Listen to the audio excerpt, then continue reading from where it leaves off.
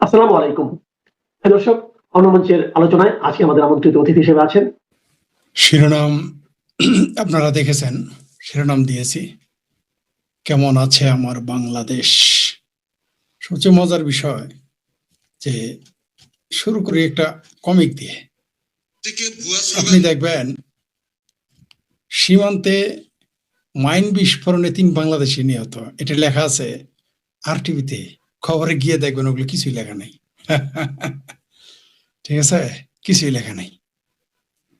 গিয়ে অন্য খবর পাবেন। মানে বাংলাদেশে কি যে শুরু হয়েছে, একটা টিভি চ্যানেল বা পত্রিকা, মানে এই দেশের মিডিয়াগুলো কি মনে করে নিজেকে আমি বুঝতে পারি না। মানে ভারত বিরোধী কোনো কিছু হলেই মার্কেট পাওয়া যাবে এটা আশা করে তারা এগুলো ছেড়ে থাকে। যাক, সেটা গেল। শুভেন্দু অধিকারী ঘোষণা করেছেন পশ্চিমবঙ্গে কুরবানির ঈদের ছুটি কমিয়ে একদিন করলো শুভেন্দু সরকার। বাংলাদেশে অনেকে চিকরি শুরু করে দিয়েছে। আচ্ছা, ওই দেশের যদি হিন্দুদের, ওই দেশের রাজ্য সরকার যদি আইন করে, বাংলাদেশের মুসলমানদের কি সমস্যা? আমি বুঝে উঠতে পারি না বাংলাদেশের মুসলমানদের কি সমস্যা। ওইখানে পশ্চিমবঙ্গে একদিন ছুটি কমে একদিন ঈদের ছুটি রেখেছে। মালয়েশিয়ায় কয় দিনের ছুটি বলেন তো? অস্ট্রেলিয়ায় কয় দিনের ছুটি? কানাডায় কয় দিনের ঈদের ছুটি? আমেরিকায় বলেন তো কয় দিনের ঈদের ছুটি? খোদ মালয়েশিয়া তো মুসলিম কান্ট্রি, কয় দিন ঈদের ছুটি বলেন তো? ভারতে ঈদের ছুটি একদিন রাখছে, এটাই তো কপাল। চীনে ঈদের ছুটি কয়দিন? এগুলো নিয়ে কথা বলুন। এই দেশের বিশেষজ্ঞ, বুদ্ধিজীবী, সাংবাদিক, তারপরে ইসলাম প্রেমী, এদের জজবা নেতিয়ে উঠেছে। জজবা, এদের জজবা এমন নেতিয়ে উঠেছে, এমন নেতিয়ে উঠেছে যে মহাভারত অশুদ্ধ হয়ে গেছে, মনে হচ্ছে আসমান থেকে ঠাটা পড়ে গেছে। এগুলো নিয়ে আলোচনা হচ্ছে। কিন্তু শুভেন্দু দা আজকে একটা কথা বলেছে যে অনেকেই দেখলাম, এইবার 2-1 বাংলাদেশি দেখলাম তাকে নিয়ে খুব গর্ব করছে, ভালো কাজ করছে। তিনি বলেছেন দর্শকদের তিনি সকালে নেবেন, বিকেলে খরচের খাতায় দেবেন, কোনো কোর্ট মোটে তিনি নেবেন না। এটা শুভেন্দু অধিকারী বলেছেন। বাংলাদেশে এটা একটু বলে দেখেন না দেখি। শুভেন্দু তো খুব খারাপ সিদ্ধান্ত নেই। এবার একটু আমি এটার সাথে একমত না, আমি চাই কোর্টেই হোক। কিন্তু শুভেন্দু দাস যে কথা বলেছেন, বাংলাদেশের বা পাকিস্তানের কোন নেতাকে এটা বলতে বলেন তো দেখি, মুরুদে কোলায় কিনা, যে দর্শকদের সকালে নেওয়া হবে, বিকালে খরচের খাতায়। এটা বলার সাহস পান। এটা বললেই দেখবেন যে মৌলবীর আগে চিৎকার করবে, কারণ সবচেয়ে বেশি মারা যাবে মৌলবীরে। তাই এই কথার পক্ষ নিবে না। এমনকি চাপা মারতেছে না, সরিয়ে আইন চায়। আচ্ছা, ধরে নেন আমরা মাদ্রাসায় সরিয়ে আইন চালাইলাম, মাদ্রাসা থেকে আগে শুরু হোক। সরিয়ে আইন মাদ্রাসা চালালে মৌলবীরে তো একটা বাঁচবে না। সব মৌলবী যেটি আছে মাদ্রাসা সবগুলোর আগে পাথর মেরে ফেলতে হবে। আর সরিয়ে আইনে তো ধর্ষণের শাস্তিই নেই, কারণ ওইখানে আপনি ব্যভিচারের শাস্তি বলে, ধর্ষণের নেই, ওগুলো বন্যামি। যাই হোক, সেটা অন্য বিষয়। হ্যাঁ, আমাদের ন্যান্সি নাকি ফ্যান্সি নামে একটা আছে, সে বলেছে পলাতক নেত্রী অনুসারে কোন গ্রহে থাকে। ও ন্যান্সি, তুমি জানো না কোন গ্রহে থাকে? তুমি আর আগে কোন গ্রহে ছিলে? সেখানেই তারা থাকে। পলাতক নেত্রী, তোমার নেতা কোথায় গেছিল? পলাতক নেত্রী হেলিকপ্টার দিয়ে বুঝি পলায়? হ্যাঁ, হেলিকপ্টার দিয়ে গার্ড অফ অনার দিয়ে রেখে আসে, আবার 17 জন ফিরে আসে, এটা বুঝি পলাতক বলে? আর তোমার নেতা তারেক রহমান যে মুসলেখা দিয়া 17 বছর ছিল বাইরে, এটা কি? এটা বলতে ন্যান্সি শরম পায়। যাই হোক, শিরোনাম দিয়েছে আমাদের। এই যে দেখেন, আরেক পত্রিকা প্রথম আলো লিখছে নাইকং সারির ঘুম সীমান্তে মাইন বিস্ফোরণে 3 বাংলাদেশি নিহত। এটা প্রথম আলোতে আসছে। দেখি কি লিখেছে। লিখেছে বান্দরবানের নাইখংছড়ির ঘুমধুম সীমান্ত এলাকায় ঘটনাস্থলে 3টি স্থল মাইন বিস্ফোরণে 3 বাংলাদেশি নিহত হয়েছে। আজ রোববার বুধবারে এই ঘটনা ঘটেছে। বিজিবি স্থানীয় 3 জনের লাশ উদ্ধার করে সীমান্ত এলাকায় বাগানে কাজ করতে গিয়ে মাইন বিস্ফোরণে নিহত হয়েছে। এরা বাগানে কাজ করতেছে, এর জন্য দায়ী কারা? এরা তো বাংলাদেশের জন্য দায়ী কারা? আর আরেকটা করেছে, ওই যে বনরক্ষীদের গুলিতে একজন সুন্দরবনে মারা গেছে। আচ্ছা, সীমান্তে কারা মারা গেলে যেন চিৎকার চেঁচামেচি করে, নিজের দেশে যখন মারা তখন কি হয়েছে? ওই জেলেদের মারলা, এ দায় কে নিবে? এটা যদি সীমান্তে মারা যাইতো, চিৎকার চেঁচামেচি করতো। নিজের দেশের যে মারছ, ওই যে বনরক্ষীদের বলি, তার যে মাইনে যে 3 জন মারা গেল, এইবার কারা দায়ী এর জন্য? এগুলো বললেই তাহারি ভালো না। যাই হোক, দেখি আরো। আজকের বাংলাদেশ আমাদের কি বলে।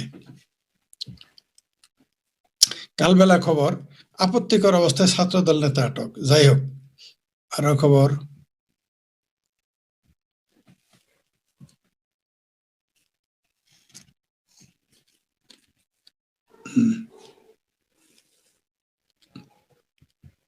দেখি আর একটু।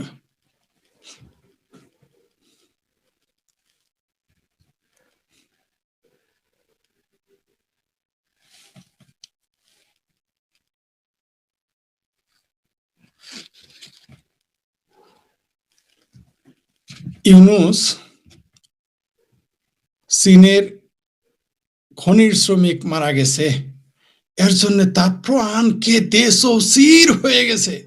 এই যে আদম ব্যাপার ইউনুসের বুক ফাটে যেতেছে, ঠিক আছে, বুক ফাইটে চৌচির হয়ে গেছে। কিন্তু বাংলাদেশের শিশুরা যে মারা গেল, কারো মতে সরকারি ভাষাতে 500-600 হয়ে গেছে সরকারি ভাষ্য মতে, কিন্তু হাজার হাজার শিশু মারা গেল হামের টিকার অভাবে, টিকা না দেওয়ার। এই আদম ব্যাপারী ইউনুসের কোন বক্তব্য শুনেছেন?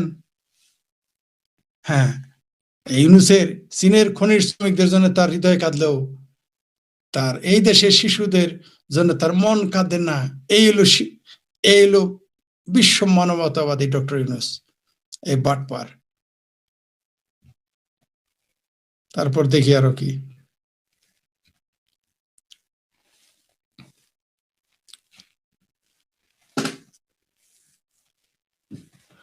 আমাদের আরেক কাকে কেউ রনি বলে, গোলাম ময়লা রনি বলে, কেউ গোলাম মওলা রনি বলে, কেউ রনি বলে। তিনি বলেছেন শেখ হাসিনা কোন আইন মেনে দেশে আসবে না, আইন ভেঙে দেশে আসবে এবং আসার পরে কোন আইন থাকবে না। ঠিকই তো, যেহেতু তার দল নিষিদ্ধ, তিনি যখন আসবেন সেটা তো আইন ভাঙা হবে, তিনি তো ভিজবেনি। তিনি বিপ্লবী সরকার গঠন করে ফিরবেন এবং এটা আমি মনে করি এটাই হোক। তিনি একটা বিপ্লবী সরকার গঠন করুন, তার উপদেষ্টা পরিষদ গঠন করুন, করে তিনি রওনা দেন, কিছুই হবে না। এই দেশে ঢুকে গেলে কিচ্ছু হবে না।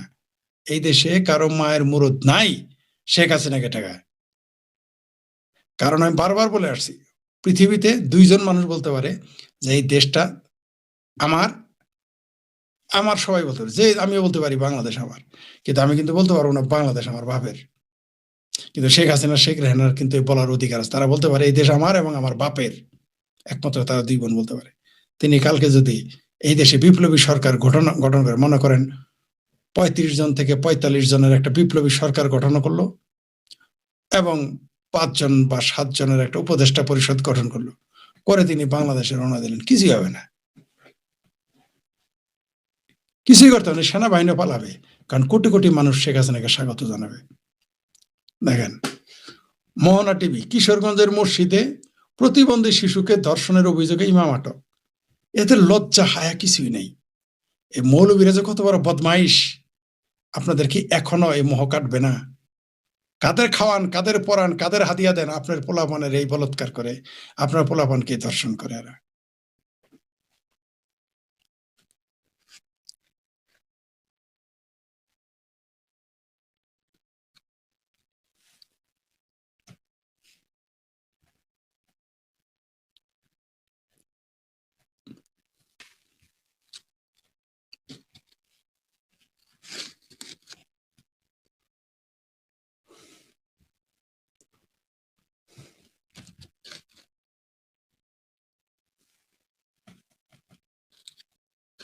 আমি যদি বলতাম যে শান্তি প্রতিষ্ঠায় অসাধারণ প্রচেষ্টার জন্য মহামান্য প্রেসিডেন্ট ডোনাল্ড ট্রাম্পকে অভিনন্দন, তাইলে বাংলাদেশের সিংহমামেরা আগে আমার সিরে বেড়ে খেয়ে ফেলতে চাইবে, তারপরে মৌলবীরা আমার গালাগালি করবে। কিন্তু মজার বিষয় কি জানেন? মজার বিষয় একটু মুছে তা দিয়ে নেই, ঠিক আছে, মুছে এবার তা দিতে হয়, ঠিক আছে। মজার বিষয় হলো যে পাকিস্তানের প্রধানমন্ত্রী শাহবাজ শরীফ এই কথাটা বলেছে যে শান্তি প্রতিষ্ঠায় প্রেসিডেন্ট ট্রাম্পকে অভিনন্দন। এটা আমি বললে কিন্তু মহাভারত অশুদ্ধ হয়ে যেত। আমেরিকায় থাকা সিংহবামের আগে আমার গালাগালি শুরু করতো, তারপরে মৌলবীরা।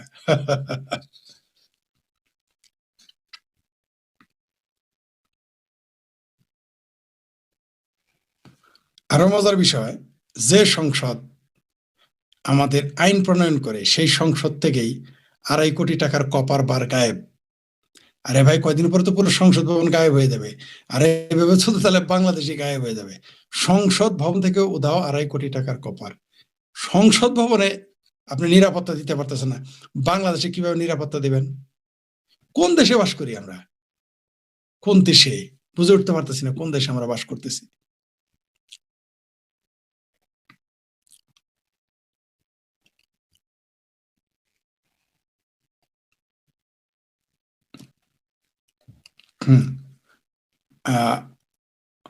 মিয়া মোহাম্মদ হিলাল নামে একজন পোস্ট দিয়েছেন, বিজিবি তুমি কার পক্ষ? প্রশ্নবোধক। ধর্ষকের নাকি ধর্ষিতার? থানচিতে 5 বছরে এক ত্রিপুরা শিশুর সেটেলার কর্তৃক, সেটেলার মানে যারা বাংলাদেশ বাঙালি মুসলমানরা গিয়ে ওই পাহাড়ে যারা বাস করে জোর করে যায় আর কি, সেটেলার বলে, সেটেলার কর্তৃক ধর্ষণ, সেখানকার পাহাড় যুবকরা ধেয়ে ওঠে। বিজেপি স্পষ্টভাবে বলে দিয়েছে 1 মিনিট সময় দিবে না, গুলি করে মেরে ফেলবে। অর্থাৎ পাহাড়িদের বলেছিলাম না এই দেশের সংখ্যালঘুদের থাকতে দিবে না, আপনারা তো বিশ্বাস করেন না। বিজেপি একটা পাহাড়ি শিশুকে ধর্ষণ করেছে বাঙালি মুসলমানেরা, যাদের সেটেলার বলে, সেটেলার ফেটেলার। কাশ্মীরে যদি হিন্দু বাস করে নিয়ে যায়, যদিও কাশ্মীর হিন্দুদের ছিল, সেইখানে মুসলমানদের সেটেলার হিসেবে নিয়োগ দেয়, হিন্দুদের নিয়োগ দেয় বা রাখে, তখন তো বাংলাদেশ হচ্ছে চেঁচে উঠবে। কিন্তু বাংলাদেশের মুসলমানরা পাহাড় দখল করে সেটেলারে, তখন কোনো সমস্যা না। এখানে একটি মুসলমানদের চরিত্র কোথাও তো পাল্টাইবে না। ওইখানে গিয়ে পাহাড়ি শিশুকে ধর্ষণ করছে 5 বছরে, সেটা প্রতিবাদ করতে গেছে বিজেপি, তার দিকে বন্দুক তাক করে বলছে 1 মিনিটের মধ্যে চলে যেতে হবে। এরাই আবার বলে সীমান্তে গরু চোর মারা লাগে, এই এরাই আবার গাজার শিশুদের জন্য কাজে, কিন্তু নিজের দেশের শিশু বলাৎকার হয় সেখানে বন্দুক তাক করে। এই হচ্ছে মুসলমান এবং মুসলমান দেশের বাংলাদেশের আইন শৃঙ্খলা বাহিনীর চরিত্র। পোস্ট দিয়েছেন মিয়া মোহাম্মদ হেলাল।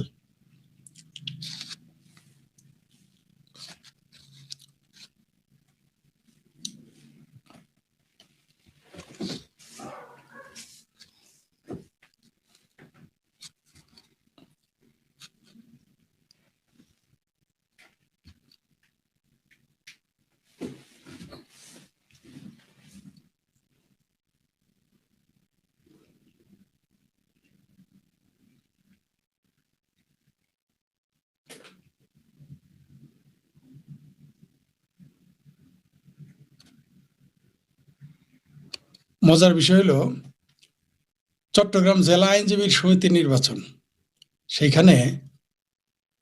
সেইখানে ভোট হয়েছে বিনা প্রতিদ্বন্দ্বিতায় 10টি সব পদে বিজেপি বিএনপির মন্ত্রী। মানে বিএনপির ইলেকশন করতেছে, বিএনপির ভোটেছে, আর কেউ ছিল না। গণতন্ত্র কি, বহুদলীয় গণতন্ত্রের উদ্যোক্তা দলের আইনজীবীদের নির্বাচন।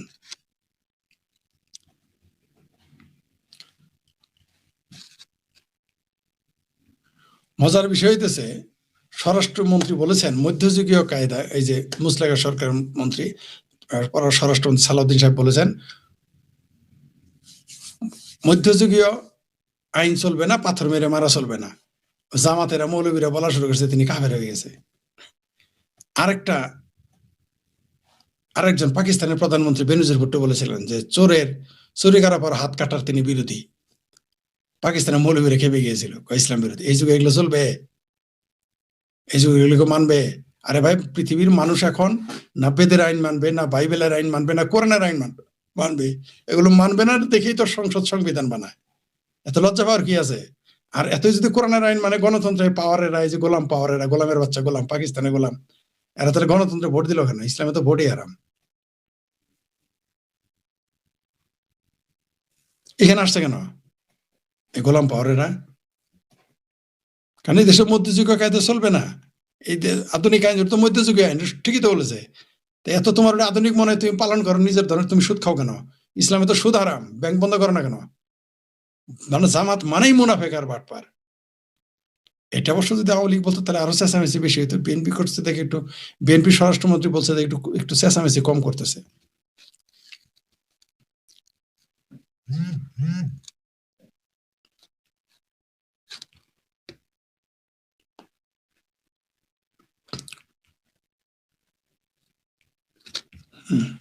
মানে ইদানিং মাদ্রাসার ছাত্র শিক্ষকেরা শুধু পোলাপানদের বলাৎকার করে না, ধর্ষণ করে না, মাদ্রাসার শিক্ষিকাকে ধর্ষণের চেষ্টায় প্রধান শিক্ষক গ্রেপ্তার। এই খবর আসছে বাংলা ভিশনে।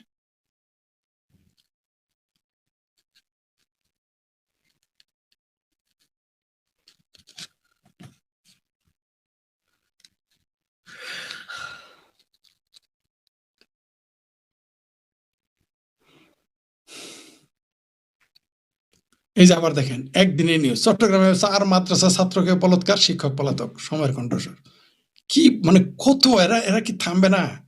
এরা এইখানে এই শিক্ষায় নেয় বলাৎকার করার জন্য, এরা মসজিদের ইমাম হয়, মাদ্রাসা শিক্ষক হয়। চট্টগ্রামে 4 জন মাদ্রাসা ছাত্রকে বলাৎকার, প্রধান শিক্ষক পলাতক। এটা হলো কথা? মানে এরা এত পত্রিকায় আসে, তারপরও এরা বাংলাদেশের মানুষ তাদের আস্কারা দিয়ে দিয়ে যে চট্টগ্রাম মহানগরীর 5 লাইশ থানা এলাকায় ধর্মীয় শিক্ষা প্রতিষ্ঠান আলে কোমলমতি শিক্ষার্থীদের উপর ভয়াবহ নির্যাতনের খবর পাওয়া গেছে। পড়া দেওয়ার অজুহাতে একটি মাদ্রাসা 4 জন শিক্ষার্থীকে ধারাবাহিক বলাৎকার, ধারাবাহিক মানে কন্টিনিউ যৌন করার অভিযোগ করছে খোদ মাদ্রাসার পরিচালক এবং এক শিক্ষকের বিরুদ্ধে। বুঝতে পারছেন তো? মাদ্রাসা পরিচালক। আমি আপনাদের বলি না যে মাদ্রাসা যারা বানায় এরা অধিকাংশই দেখবেন, যারা মাদ্রাসায় জমি দেয়, মাদ্রাসা বানায়, অধিকাংশ বলাৎকারী, শিশু বলাৎকারী। প্রমাণ পাইছেন? এই যে পরিচালক এবার জড়িত। এই মাদ্রাসা কমিটির লোকেরা দেখবেন অর্ধেক এই বলাৎকার, শিশু বলাৎকারী। এটা আমি গভীরভাবে বিশ্লেষণ করে দেখেছি। আমার এক বন্ধু আছে মাদ্রাসা বানাইছে, সে সমকামী, সে ছোট ছোট শিশুদের বলাৎকার করে। মাদ্রাসায় যারা জমি দেয়, কমিটিতে যায়, এদের নজর রাখবেন শুধু, না হলে এদের বাঁচায় কেন? কিভাবে শিক্ষক বাঁচে? স্কুলের কোনো শিক্ষক তো বাঁচতে পারে না অকাম কুকাম করলে। মাদ্রাসা কেমনে বাঁচে? কারণ এই পরিচালকরাও দায়ী, জমিদাতারা দায়ী, এই কমিটিতে যারা থাকে তারাও দায়ী থাকে।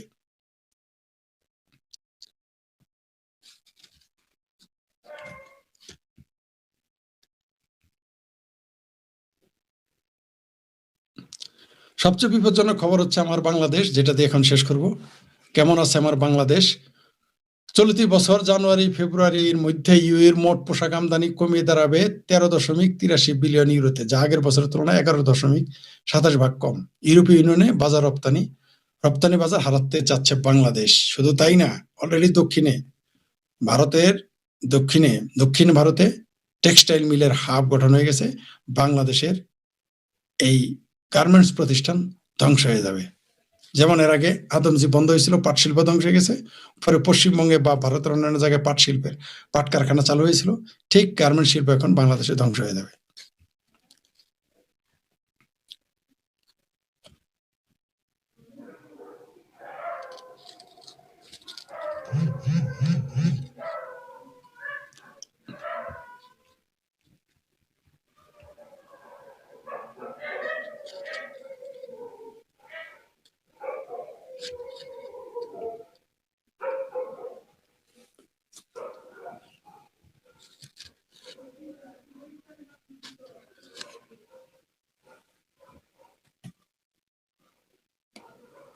সবচেয়ে বিপজ্জনক হলো আমাদের একজন শুভাকাঙ্ক্ষী মোমেন মেহেদী, তার স্ত্রী বলেছিলেন যে এই ধরনের শরিয়া আমাদের দরকার নাই, এই বলৎকারী শরিয়া মুক্ত, মানে মৌলবীদের যত মুক্তিযুদ্ধের কথা পক্ষে বলে, এই জন্য তাদের রাগ আসলে শরিয়া আইনের বিরুদ্ধে বলার কারণে না। তাকে 72 ঘন্টার মধ্যে কল্লা কাটার জন্য ফতোয়া দিয়েছে। মোমেন মেহেদীর স্ত্রী তার বিরুদ্ধে ফতোয়া দিয়েছে যে তাকে মেরে ফেলবে, এবং তাকে বলেছে তার বেঁচে থাকার অধিকার নেই, মাথা উড়িয়ে দিতে হবে। এই ধরনের বক্তব্য তারা দিয়েছে।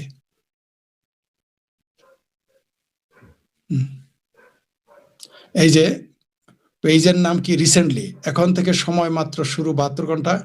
এই নাস্তিক মহিলা তার বেঁচে থাকার অধিকার হারিয়েছে, তার মাথা উড়িয়ে দেওয়ার মতো রাষ্ট্রে যদি কোনো সৎ সাহসী মুসলমান থাকতো, কোনো ব্যক্তি যদি এই নাস্তিক মহিলাটাকে হত্যা করতে পারে, তবে 1 লাখ টাকা পুরস্কার দেওয়া হবে 72 ঘন্টা সময়। ঘোষণা দিয়েছে ফেসবুকে এরকম। এটা আমাদের মোমেন মেহেদীর স্ত্রী, যারা স্বামী স্ত্রী মিলে মুক্তিযুদ্ধের পক্ষে কথা বলে, এই জুলাই সন্ত্রাসের বিরুদ্ধে কথা বলে, তার বিরুদ্ধে এই কথাটা বলেছে।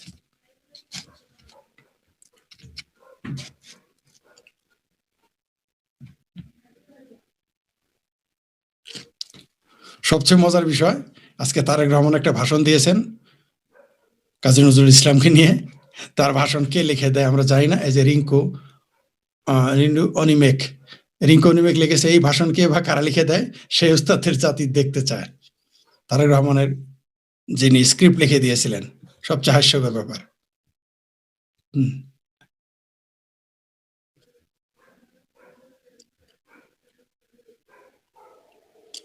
আব্দুল সামাদ ভাই, আমাদের কমরেড আব্দুল সামাদ ভাই লিখেছেন, পোস্ট দিয়েছেন, তারেক রহমান কি শুধু রামেশার প্রধানমন্ত্রী?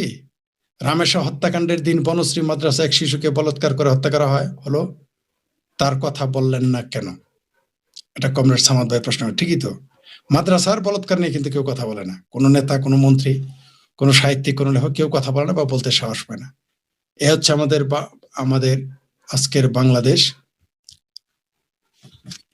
আমাদের বাংলাদেশ আসলে ভালো নেই, না অর্থনৈতিকভাবে, না রাজনৈতিকভাবে, না সামাজিকভাবে, না আইন শৃঙ্খলায়, কোনোভাবে আমার দেশ ভালো নেই। এমনকি সার্বভৌমত্বের যথেষ্ট হুমকি রয়েছে। আমার দেশ যে কোনো সময় দুর্ভিক্ষ এবং যুদ্ধের কবলে পড়তে পারে, যে কোনো সময়, আমরা যেদিকে যাচ্ছি। If a Muslim doesn't believe in the law of slap thus সব শিশু পয়দা বিশ্বাস থাকে মুসলিম, ওটা মুসলমান, এটা মৌলবীদের প্রশ্ন করেন ভাই, আমি জানি না। মুসলমান তো গণতন্ত্র বিশ্বাস করলেও মুসলমান থাকে না, এটা মৌলবীদের ভাষা।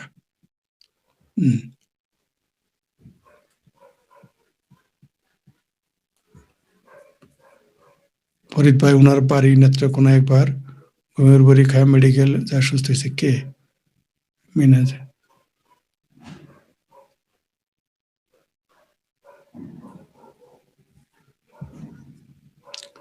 যতদিন মাদ্রাসা থাকবে ততদিন বলৎকার হবে, ঠিকই বলছেন।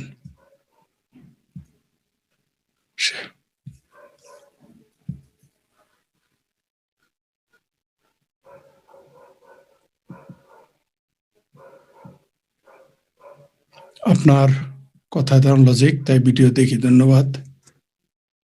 আগেই ভালো ছিলাম, ঠিকই বলছেন, সারা দেশের মানুষ আপনার মতো আগে বলছে। ফরিদ ভাই, আমেরিকা আমার করবে, ভারত নিয়ে, হ্যাঁ এটা নিয়ে একটু পরে চ্যানেলে যাব, সেখানে বলবো। দাবির জানতে চাই কোনটা হল ফল তথ্য দিছি, যা বলছে এই সব তো পত্রিকা থেকে পড়ে শোনাইলাম। এর কি করেন, ফাজলামি করেন?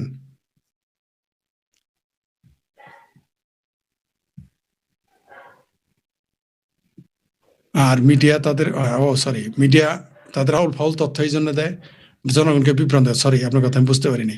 মিডিয়া তথ্য দেয় বিভ্রান্ত করার জন্য জনগণকে। দাদা, আপনার চ্যানেলে প্রতিদিন একই সময়ে লাইভ চেষ্টা করবেন না? এটা পেরে উঠিনি আমি, দুঃখিত, এই জন্য চেষ্টা করব।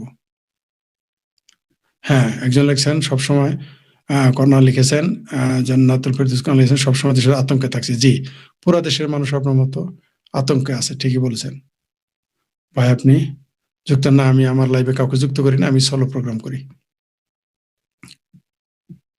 আমি একক প্রোগ্রাম করি, কাউকে আমার প্রোগ্রামে যুক্ত করি না। যখন করব এটা আলাদা চ্যানেল করতেছি, তখন আমরা যুক্ত করবো এখানে। বাংলাদেশে থাকি বলে কমেন্ট করতেন, জি আসলে বিপজ্জনক, বাংলাদেশের থেকে কোনো কমেন্টস করা বিপজ্জনক।